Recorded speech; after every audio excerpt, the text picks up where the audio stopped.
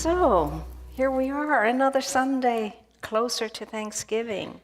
And so Thanksgiving is on our minds, in our hearts, and we're getting ready to be part of that winter solstice energy that celebrates light and darkness, the darkness and the light. And it faces into light and it faces into darkness. And one helps the other to be appreciated for what each is. And so, at this time of celebration, we decide things about ourselves. We decide what Thanksgiving is for each one of us. And we absolutely become aware of the call that's so deep within us, like it never has been in the rest of the year, to share the bounty of whatever it is we have bounty of, to share that, to bless in the giving. And that's what we're in the process of doing right now. And we had a beautiful bounty come in during the week from one of our members and our two little boys. And that indeed will bless good many lives. Good many lives. So much wonderful food. So we're here for food on a Sunday morning, food for the soul, which is a food that soothes, enriches, healthens, empowers. And it's there for you and it's there for me. All the time. All the time.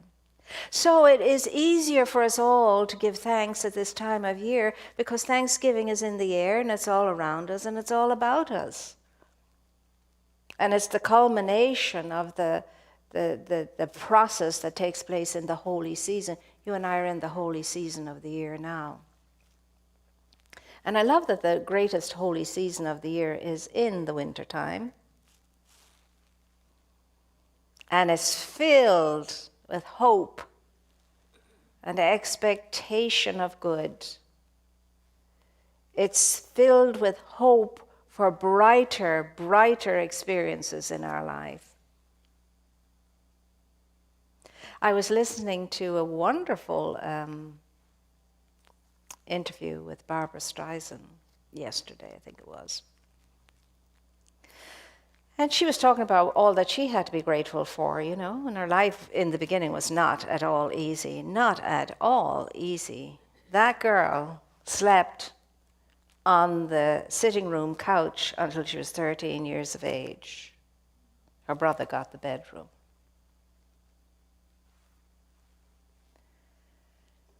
And yet within her there was this strength and awareness of who she was and what she is to be, always, from the time she's a small child. And her journey is very, very interesting, and when you sit and you listen to her speak about herself, it's not very much like all the things that have been written up about her and said about her at all.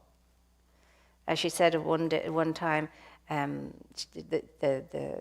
think her lead person was asked to do an article or something on her, and he did a beautiful article on her.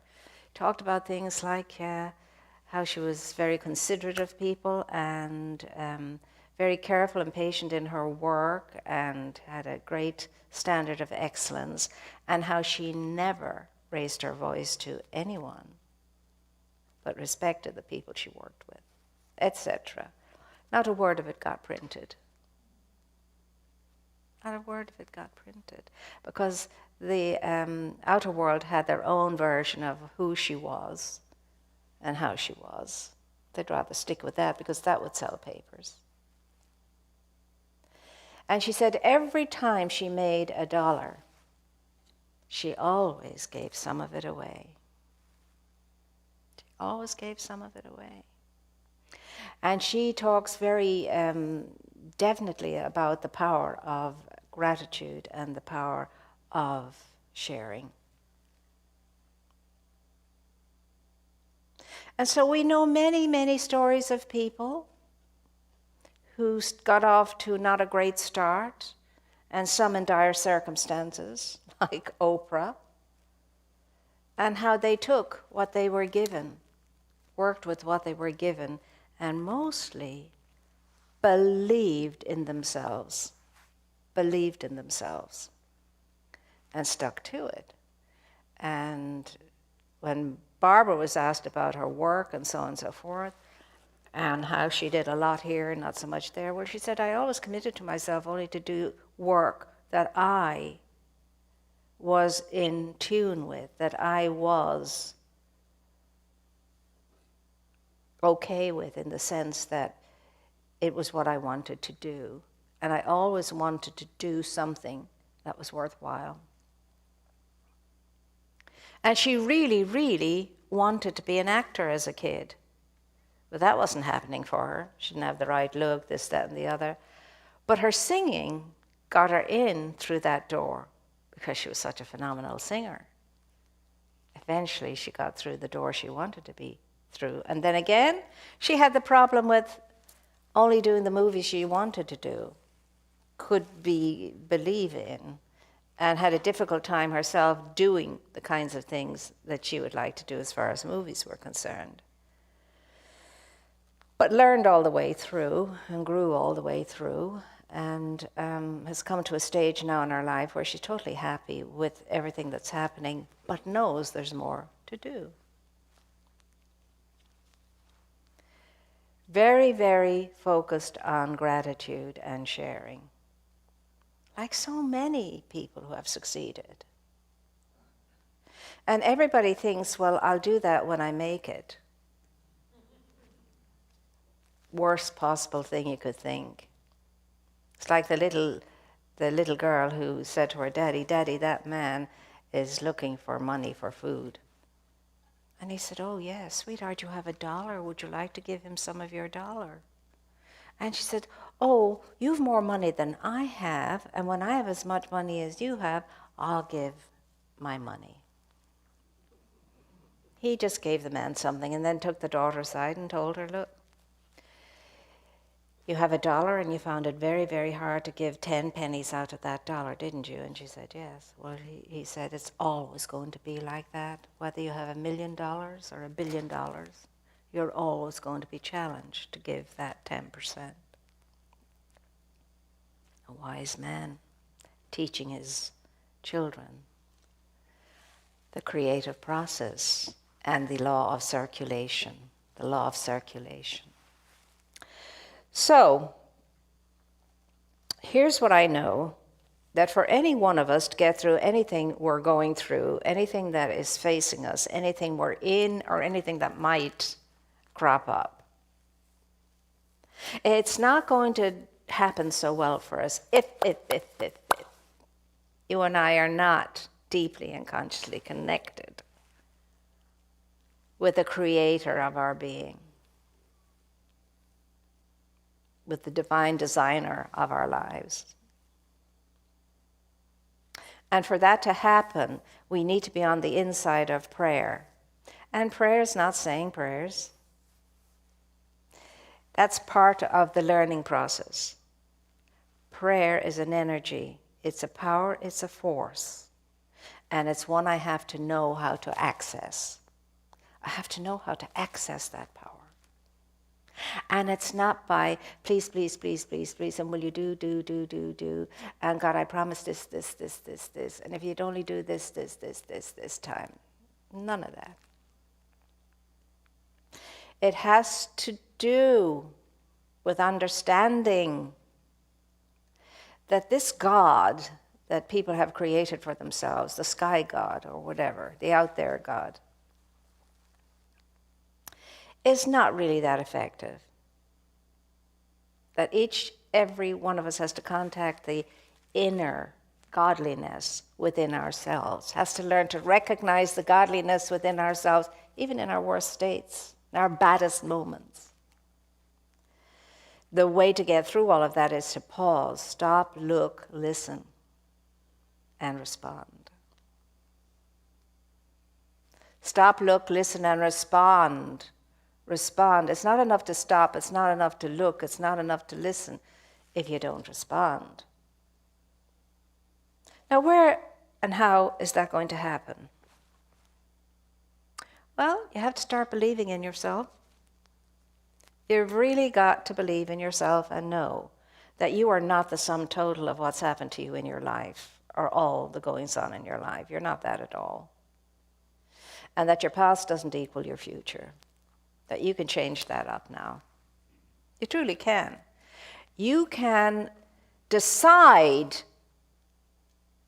I am going to jolly well find out who I am.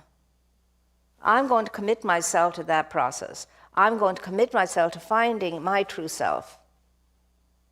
My true self. Now, instead of running out there looking for a true self that's going to come into your life and that's the answer to your life, then you'll feel whole, complete, when you find your other half.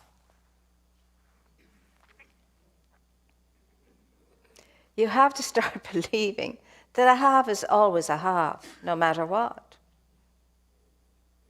You want to find your whole self.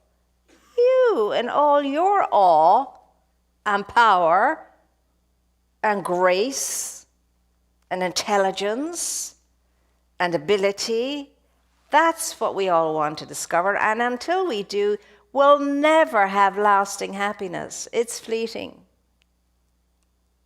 There'll always be the sense of, there's something more, there's something more, there's something more. Something more, and we'll go looking for it where we always have out there somewhere. You've got to be willing to take the journey within. You've got to go within and face yourself down. Dress yourself down and discover that's not what I am at all. Because when you get through, as I say, that muddy water on top of the great energy that you are, and you go into the waters below, you'll discover they're not bleak, they're not black, they're not dangerous. They're filled with light, teeming with energy, and most integrating. But are you willing to go inside? That's the question. Are you willing to do the work? You see, good, there's one of us willing to do the work. God bless the ones who are willing to do the work. They cheer us on. And you can come in here on a Sunday and say, yes, I'm ready to do this, that, and the other. And as soon as you walk out the doors, let the world get at you again out there. And forget that you are your own amazing, best, terrific champion. And there's none better than you in your own life working with you, for you, and allowing the you that you are in truth, the I am you, to be revealed. It's tedious when you're learning anything for the first time. Have you noticed that? You have to practice. And if any of you have learned a musical instrument, you know that. You get fed up doing scales. When am I going to be able to play a song? Whatever. But if you keep at it one magical day, all of a sudden, you're playing a recognizable tune. Until eventually you're creating your own tunes. Your own inner music comes through. Isn't that amazing? That's amazing. The music of the spheres is the music of your soul, and it's always within you. For those of us who have ears to hear.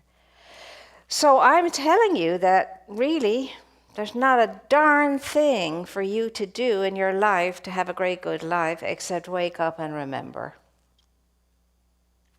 Shake yourself up and remember that everything you need for your happiness and your well-being you already have.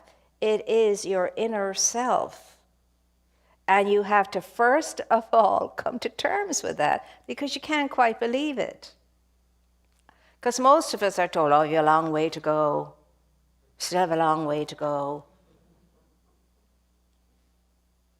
And as we go on that long way, it gets longer, it seems to me. No, there's no way to go. There's just something for us to do, and that is take ourselves out of the external world so that we can enter into the world of the absolute, as Lord says, and be still and know. Now try and shut down that egoic mind of yours in the beginning. It's a challenge. You'll huff and you'll puff through most of the beginning stages. And you'll tell yourself all the things you can't believe about yourself. But the process is to tell yourself what you can believe about yourself. What is it you can believe about yourself? When you got up this morning, what did you believe about yourself?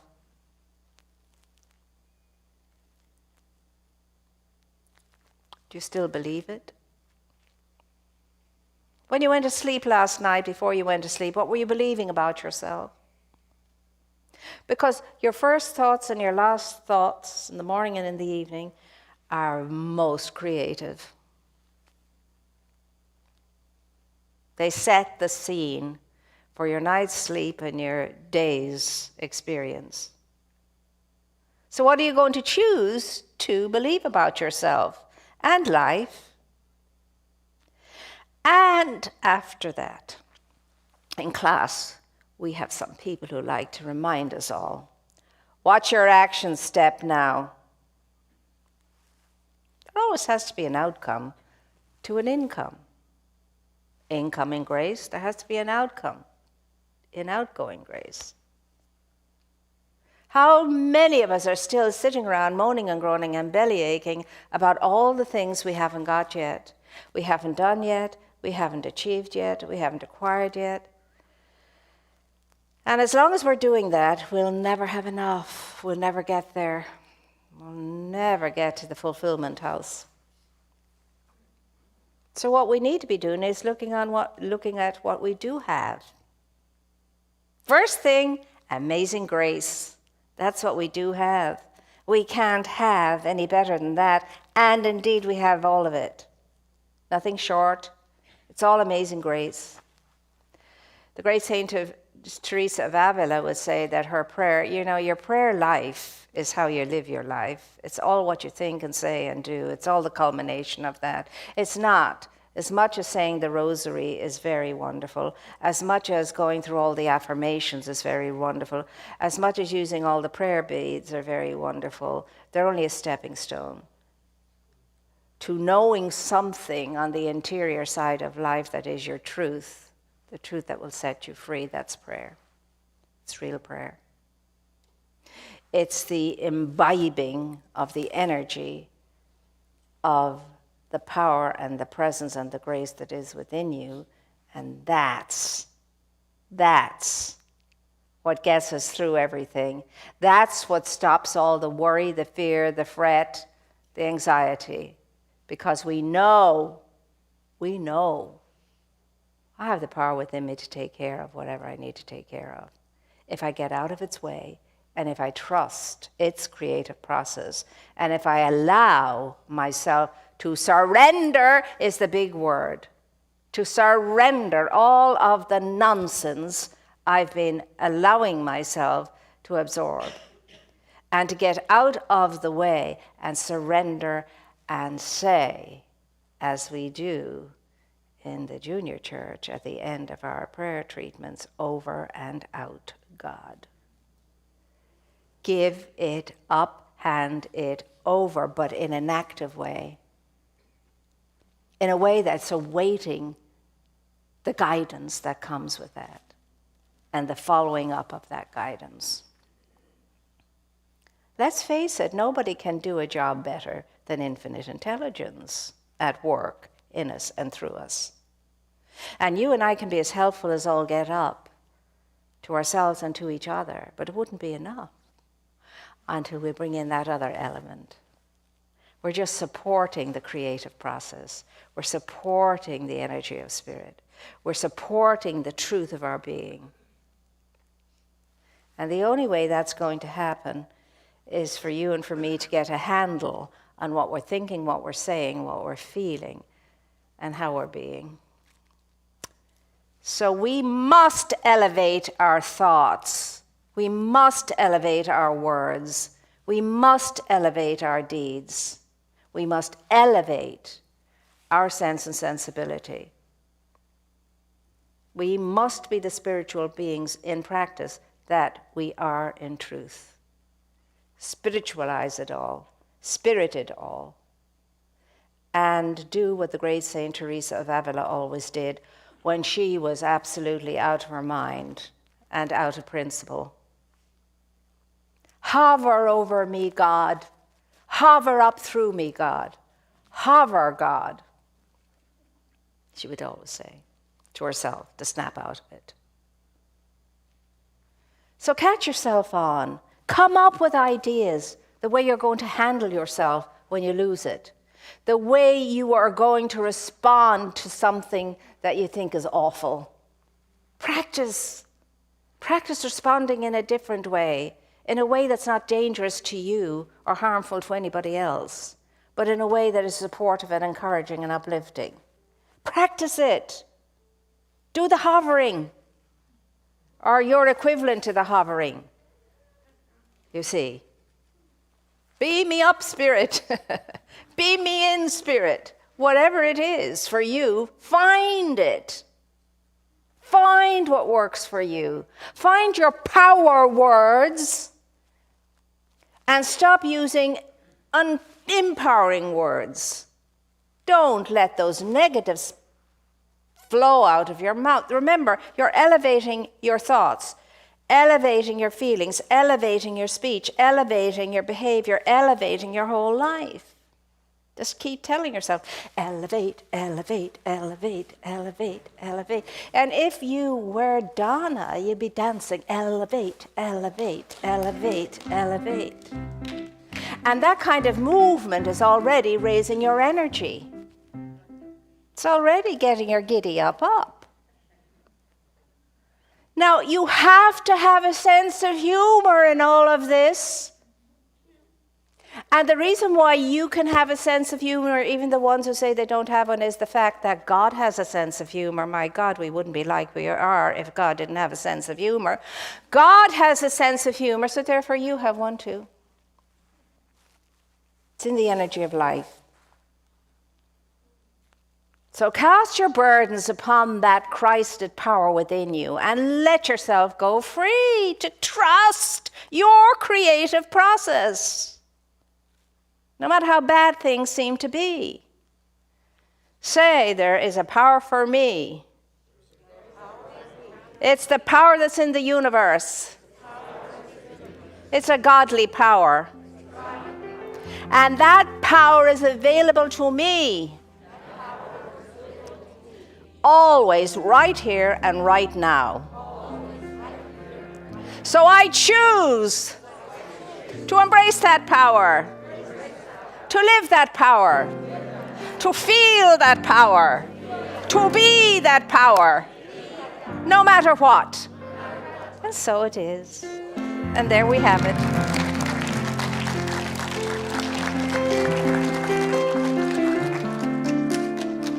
Life is good when you can remember. And it's even better, though, when there are other people around you that want to remember too. Okay. All right, Reverend Catherine, you'll have to get my envelope later. It's a joy to receive, and it's a greater joy to give, in my experience. So let's take our gift between our blessing hands and say, divine love consecrates my gift. It goes forth to heal, to bless, and to prosper. All those who give and all those who receive. I rejoice in the sharing of my good. And I release my gift with love. And so it is. And now we have Reverend Cavanaugh's going to come up and share something good with us.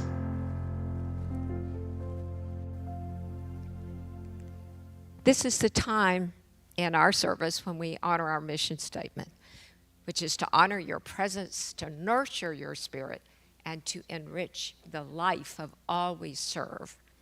And this is a letter that helps us know that we're doing that.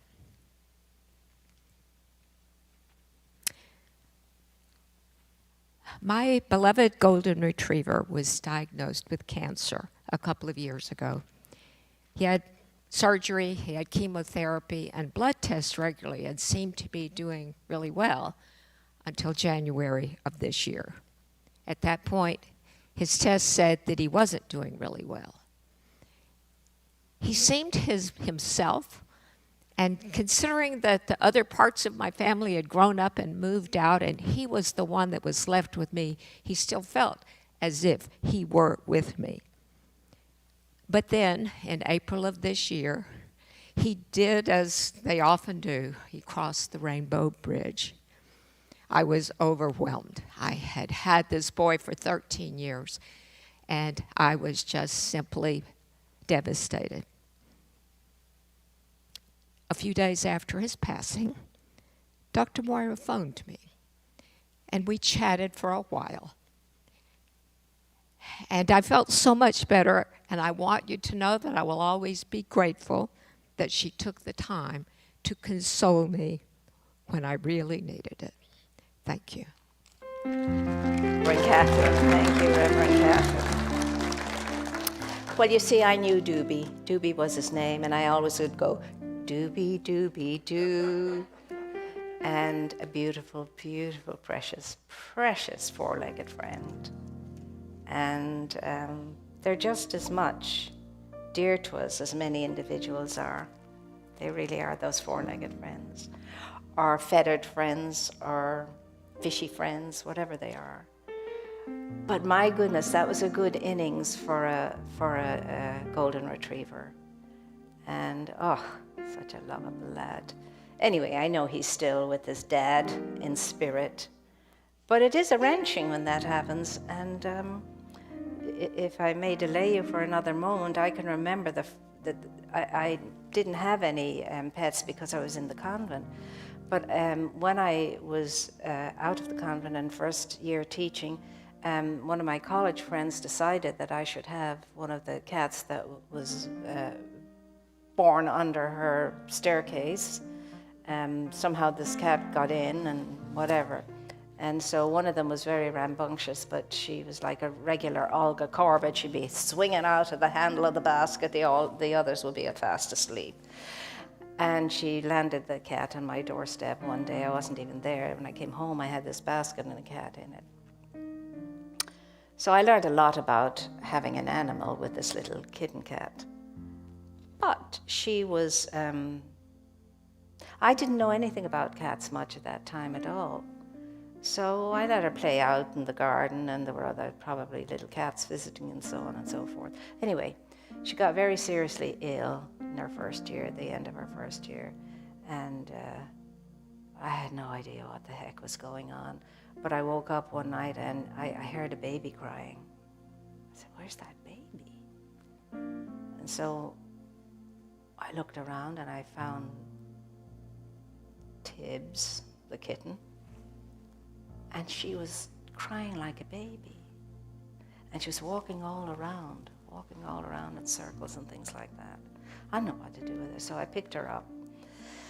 And for the rest of the night, I had her in a towel, and I was just holding her and rocking her and singing her lullabies and so on. And the first appointment I got to the vet, I went into the vet. And of course, she had cat meningitis or something. It was weird, and she had to be put to sleep.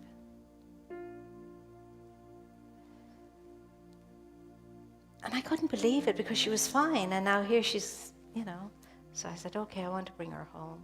So I brought her home, got a shoebox, lined the shoebox with a favorite little blanket of hers, put her in the shoebox with the little blanket and her favorite toys, and went down to the end of the garden where there was a big willow tree. I dug up a patch under the willow tree. She loved to play underneath the willow tree. And I put her in there. I can tell you this. I cried like I've never cried before because of that little kitten's going. She gave me the permission to cry about my father's passing and everybody else's whatever, and all the other things I've ever lost in my life, it all went into this crying over this little kitten cat. And I share that with you just to tell you that animals have such an amazing affinity with the families they're in, and they are so intuitive in those families that they're a very rich, rich blessing. And even though it saddens us when they go, it's worth the pain to have had a little four-legged friend. So I just wanted to share that with you. But it's an amazing thing that a little creature like that can give you permission to do what you couldn't do in bigger outer things. And so I know Doobie somewhere helping out someone and having a fine, good old Doobie time. And so we bless all your pets. We bless all your pets of whatever kind, big, little, and small, and we know for them health and well-being too, as we know for all of our friends. I want to thank everybody who's in the mystical, magical, celebratory time we're in, and for all the good you're doing, and for all the care you're taking, and all the help that goes out there from you. We have a lovely 4 tables full of goodies in Richelieu Hall, and the complete countertop in the kitchen covered with food items and so on like that from one of our members. She brings them in. Anytime she comes in with stuff like that, she brings them in with our 2 little boys. They're learning about sharing at an early age, and the little boys help to unpack and do all of that too.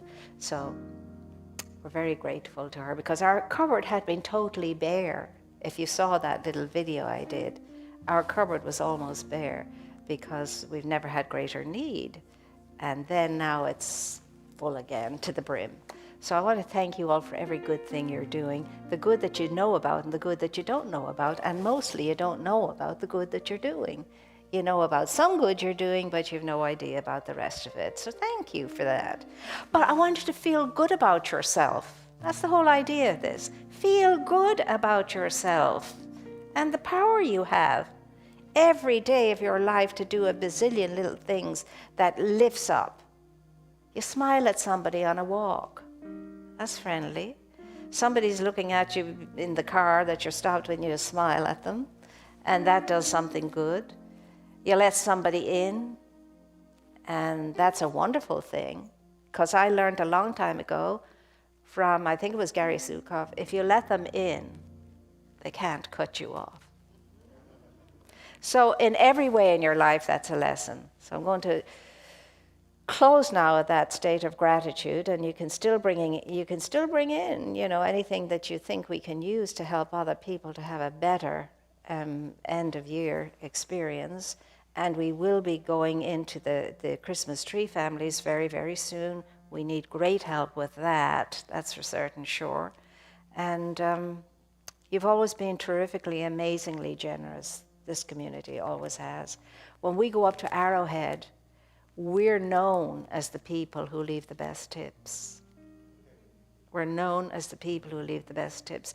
There's a big collection at the end of our 4 days together, and we're always top of the walk there. By the way, please start saving your pennies. We're going to Arrowhead next year. It's going to be wonderful. So yes, back into the mountains again. We're if anybody is so longing to go up there, it's now Dr. Mike McMurrow, because he's missed it so much. He's been asking me for so long, when are we going to Arrowhead? So Arrowhead is a state of consciousness. It's not just a place, but it is also a beautiful place. And it's a place to experience community, spiritual community, like you've never experienced it before, because all of us there are one community for 4 days. We're just one for all and all for one, very present to each other. So I'm knowing for you that I will see you on Thanksgiving Eve, and we'll have a lovely celebration together, which fortifies us, gets us ready to celebrate with the family the next day. We've done our preparations in every way, even spiritually, and it always turns out to be a blessing.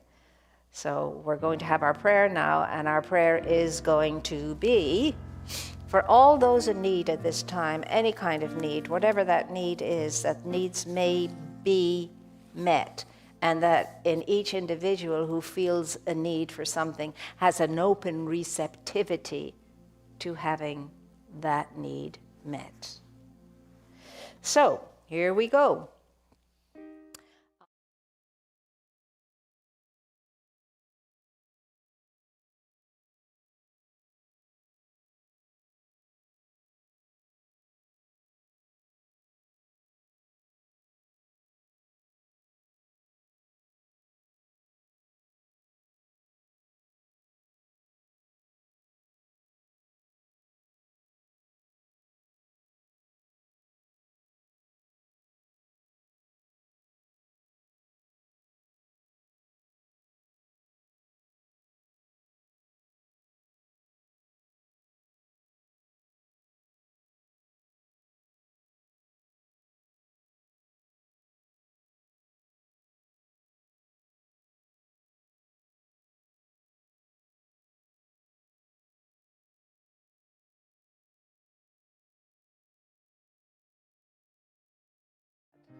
And that's all there is.